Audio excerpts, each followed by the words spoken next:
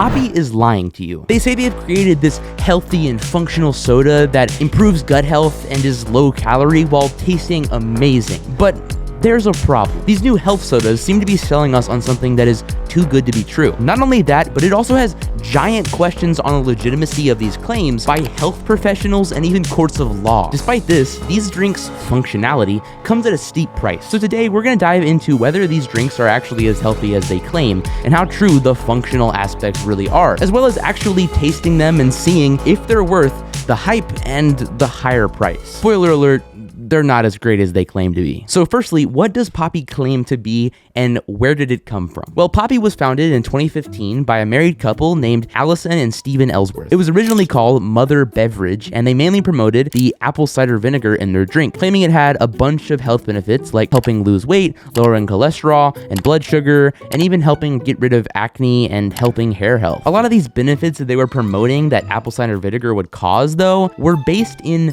not a lot of truth. They're really just based on anecdotes, understudied and not well understood hypotheses, and even in some cases just straight up faulty studies. There's a tiny bit of evidence, mostly anecdotal, showing that apple cider vinegar could help with things like weight loss, promoting a healthy gut, as well as skin and scalp health. But again, all of these things are not based in a concrete scientific understanding. They're more so based on stories and tradition and a few questionable studies. However, I don't think that they were trying to scam a bunch of people with this fraud of a concept, because Allison herself actually is a proponent of apple cider vinegar's benefits in her own personal story. So I think she genuinely believes in its impacts, but there's some question to them. In 2018, Allison and Stephen went on Shark Tank and pitched their product. They claimed it had all the benefits of apple cider vinegar, but without the disgusting taste. They even got these sharks to try raw apple cider vinegar to show how much they had improved it.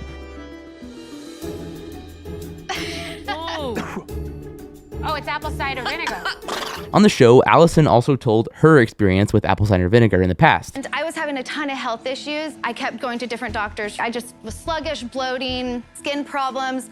Finally, I read online that drinking apple cider vinegar could help with a lot of those problems. Within 2 weeks, everything had subsided, but I could not get over the taste. So I literally went back to my kitchen and created this. And by the way, for all the apple cider vinegar lovers out there, I'm not claiming that it doesn't have these effects, okay? I'm not. I think that this experience and other anecdotal experiences are valid and should be definitely looked into further. But my concern is, however, that since we don't have a lot of concrete scientific proof for these benefits, and all the evidence we do have shows they have a not extremely significant impact, commodifying it into a product like this and claiming all of these benefits without hesitation is maybe slightly problematic. The Sharks, however, didn't really care about this, and they ended up making a deal with shark Rohan Oza, who bought 25% stake in their company for $400,000. Once Rohan invested and became a stakeholder in the company, they did a complete rebrand. In 2020, they shifted from the glass bottles to the bright-colored, appealing cans. They renamed the drink to Poppi and shifted the focus away from the apple cider vinegar and more toward being a good tasting, healthy soda with prebiotics that improve gut health. This rebrand sent them skyrocketing, as well as smart marketing with Super Bowl ads, massive celebrity collaborations, and a constant presence on TikTok. Before you know it, in 2024, annual sales had surpassed $500 million. Poppi has also sparked this entire new industry of functional sodas. We now have Olipop, Culture Pop, and Popwell, just to name a few. But once a new trend crops up in the soda industry, you know that the soda monopolies have to get involved. Earlier this year, Coca-Cola launched their own functional soda called Simply Pop. At this point, Pepsi was behind Coke and they needed to catch up. So they went out and bought the biggest functional soda company on the market, that being Poppi, for just under $2 billion. The growth of this company has been absolutely insane. The fact that they were founded only 10 years ago, and just as recent as 2018, they sold a quarter of their company for only $400,000, and now they're exiting at $2 billion, is absolutely wild. But all right, so now that you know what Poppi is and where it came from, what the fuck is a prebiotic soda? And does it actually mean or do anything? And are these things really healthy, or is this just marketing? Well, in order to answer that question, I'm going to attempt to explain what prebiotics are. And disclaimer, I don't really know what I'm talking about, but I did my research and I'm going to try. Okay, so Hang with me here. So, okay, first of all, we got to understand there's a difference between prebiotics and probiotics. This gets confusing because not only did Poppi start as a probiotic soda, but also a lot of the functional soda competitors advertise that they are probiotic as well as prebiotic. But there is a difference. Probiotics are essentially living microorganisms, or like bacteria, that help you digest food and promote a healthy gut microbiome. They're found in foods like yogurt, and they're basically known as the good, healthy gut bacteria. Now, in contrast, prebiotics are essentially a type of fiber that acts as a food for those probiotic bacteria. So both of these things are very important in maintaining a healthy gut. And it's very important to consume enough fiber in your day, which a lot of people neglect. It's recommended for adults to consume 22 to 34 grams of fiber a day, depending on age and sex. Meanwhile, the average American only consumes 16 grams of fiber a day. This is a big issue and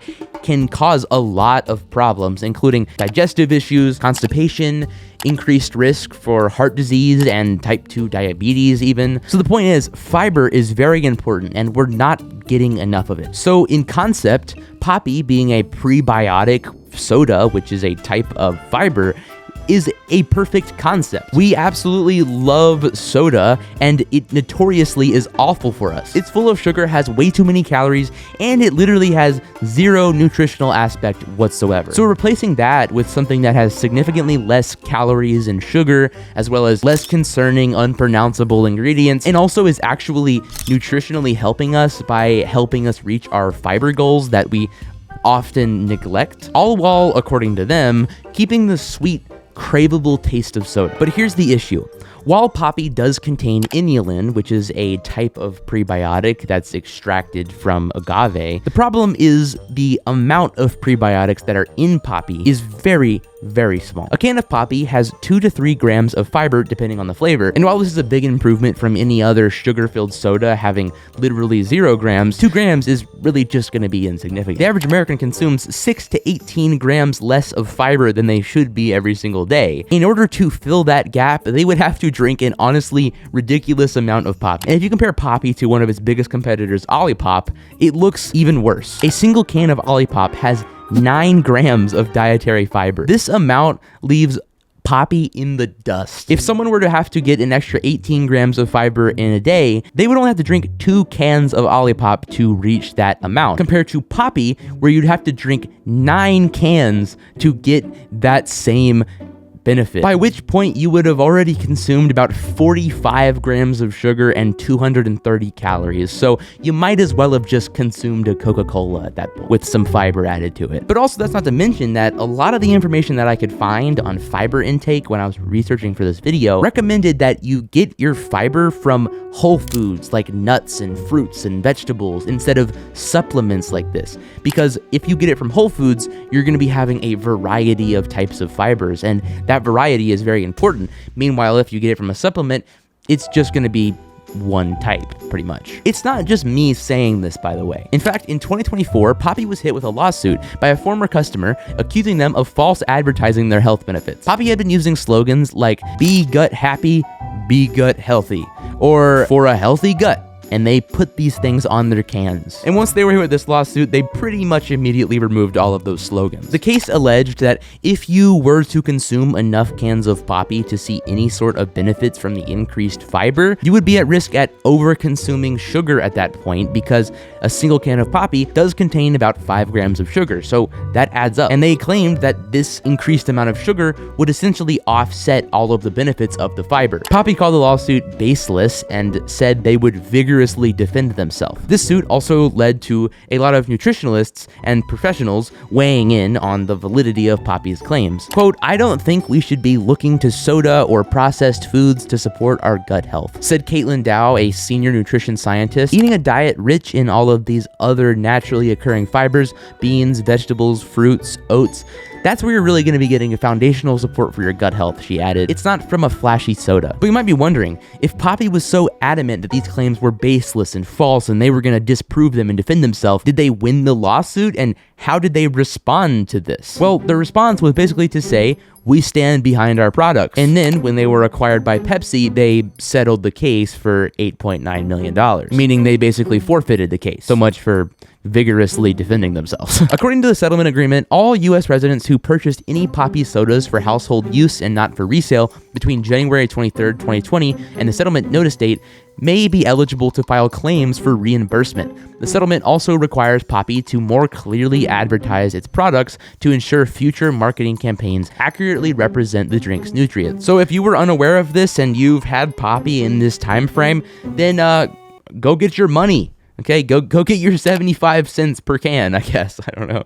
This lawsuit makes them have to be more truthful about how healthy their drink really is and what the true benefits actually are. And while they can still call it a prebiotic soda, even though the benefits of those prebiotics are essentially non-existent, they aren't allowed to call it gut healthy anymore, I suppose. So I guess that's a win. I think it's also worth noting the timeline here. This lawsuit was brought up in June of 2024. Pepsi finalized their purchase on May 19th, 2025, and this lawsuit was settled May 23rd, 2025. Just to be clear, this means that Pepsi purchased Poppi, that's a tongue twister by the way, holy shit, with the lawsuit in mind. They knew about it, and they bought them despite that. And it seems that there was a connection between when Pepsi finalized their purchase and when this case was settled, seeing as it was literally like 4 days after. I think this lawsuit and the acquisition by Pepsi shows the company has lost sight of their original mission. As Allison has said on podcasts, she wants Poppi to stay true to its brand. And she started this company with the intention of creating a healthy soda alternative, only to falsely advertise those benefits of the soda and to be bought out by one of the largest soda and food giants on the planet. It seems to me that this company has lost its way. Not in terms of profit by any stretch of the imagination. I mean, look at these fucking revenue graphs. They're absolutely absurd. But my point is, the entire reason and motivation for starting this company is most likely not going to be furthered by PepsiCo owning it. They will likely do everything they can to squeeze it of profit and beat out Coke's functional soda. And this will likely end in the product being further and further removed from the healthy alternative goal that it started at, if it isn't already far enough away. Here's the thing. We have a horrendous food system. The artificial crap that is allowed in our foods is absolutely terrifying. From the red 40 to the 15 things on every single food label that you don't even know how to start pronouncing. This, as well as our horrendous and unaffordable healthcare system, has led to a lot of people, specifically in America I'm talking about, being very unhealthy and craving to get healthier. However, since we're basically all cogs in the machine and slaves to our bosses, a lot of people can't find the time to consistently put in the hours of working out and can't afford to buy healthy foods. And so because of that, we often crave shortcuts. That's why you find all these weird fad products claiming to be the miracle solution to weight loss, or growing big, strong muscles, or getting that desirable, hot six-pack you've always wanted. These products are almost never based in anything real, and they're purely a way to take advantage of people who desperately want a easy way to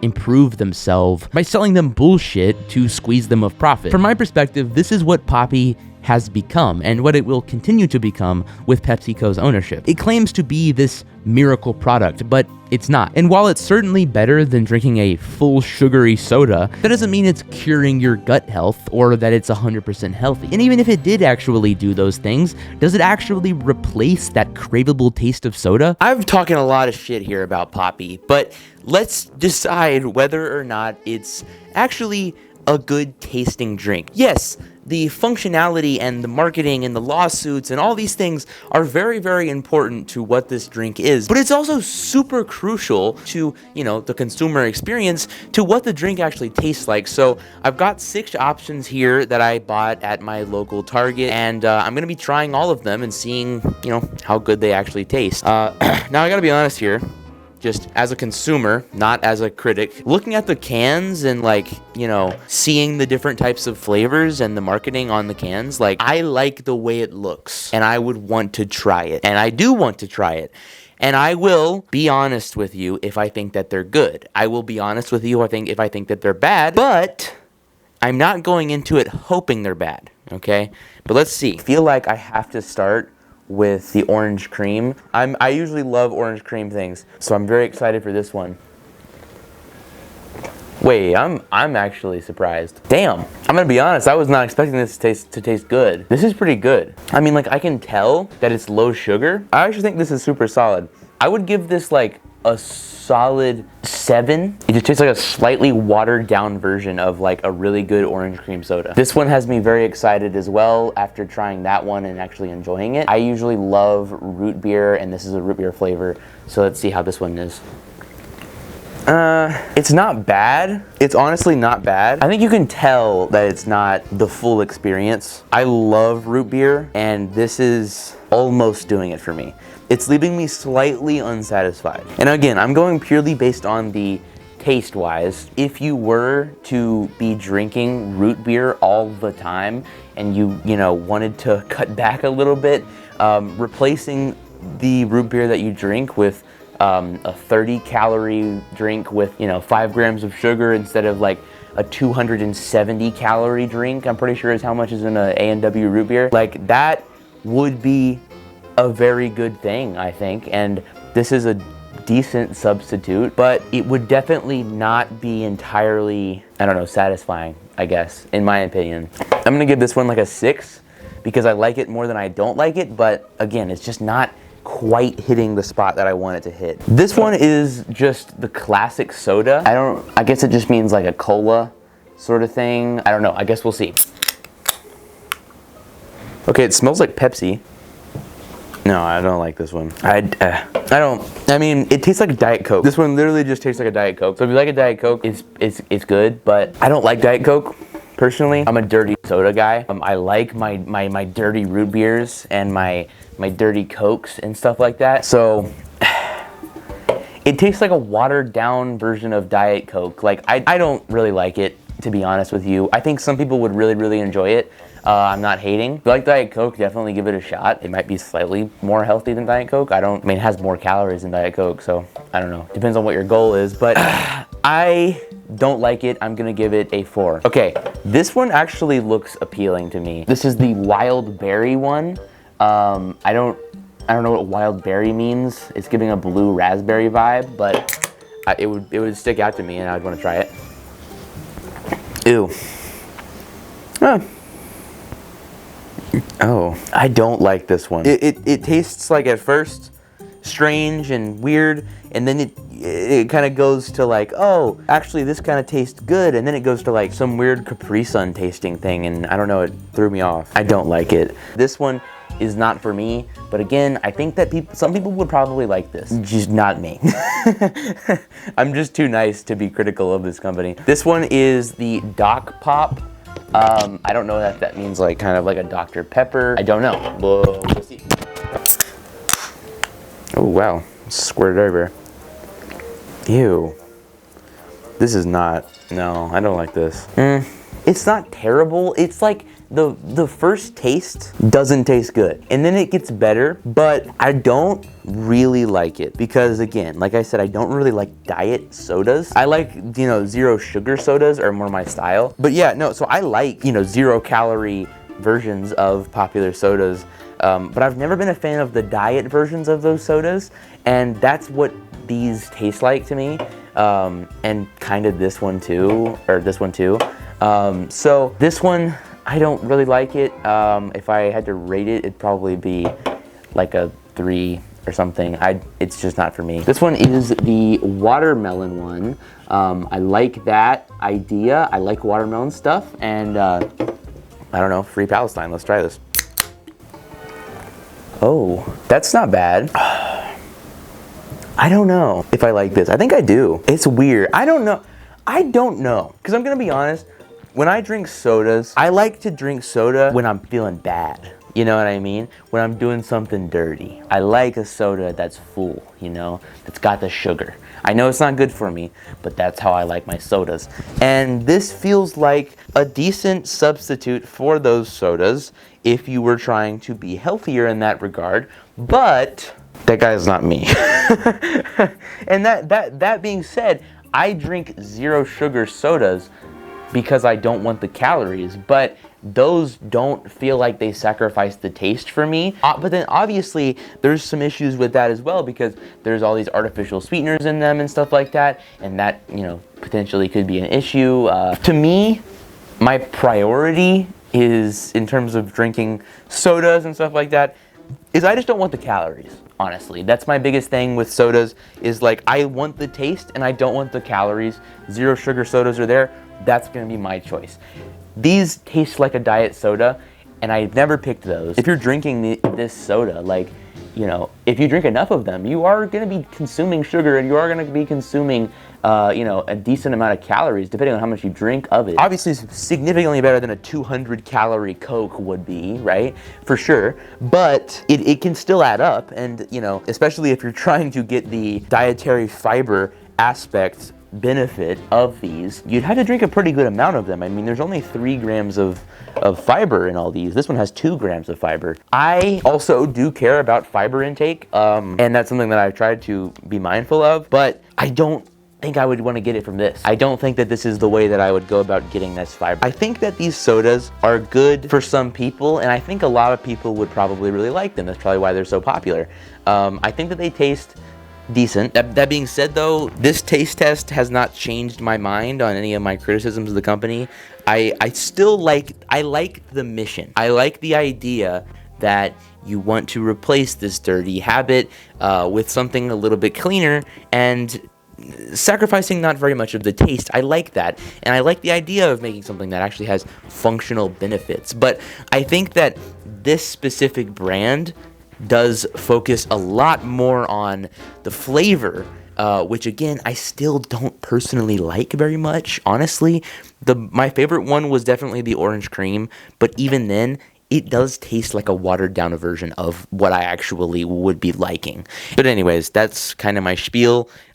Decent taste-wise, I'm not going to become a customer, so I'm sorry to any Poppi fans out there. Poppi claims to be a healthy and functional soda alternative that not only is low calorie and low sugar, but also provides you with prebiotics to promote a healthy gut. However, they have vastly oversold the benefits of their product, and have even actively lied about said benefits, all while charging an increased price because they pretend to be this healthy super soda. But despite all these criticisms of Poppi that I have, I want to give them some credit. It is no doubt significantly less packed with sugar and calories than a lot of sugary sodas would be, and it's much less artificially flavored than products like Coke Zero are and stuff like that. While I still think it's wrong to falsely advertise its impact, I think that adding any nutritional value to a soda, something that's notoriously awful for you, is an overall good thing. And also, in terms of taste, while it's definitely not for me, it just doesn't quite scratch that itch of a dirty soda or even a zero sugar soda does for me. I think a lot of people would be very pleased with it. And I mean, clearly looking at the revenue graphs, a lot of people enjoy it. So Poppi is not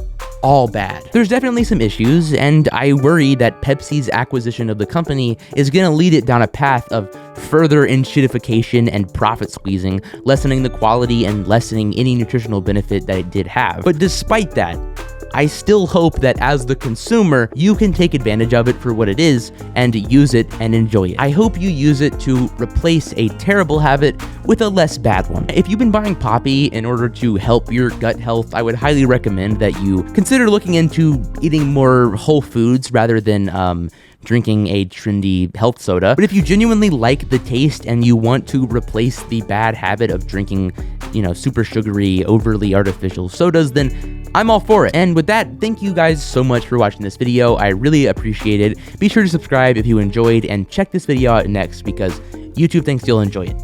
I don't know why, they picked it, not me. All right, I'll see you guys next time.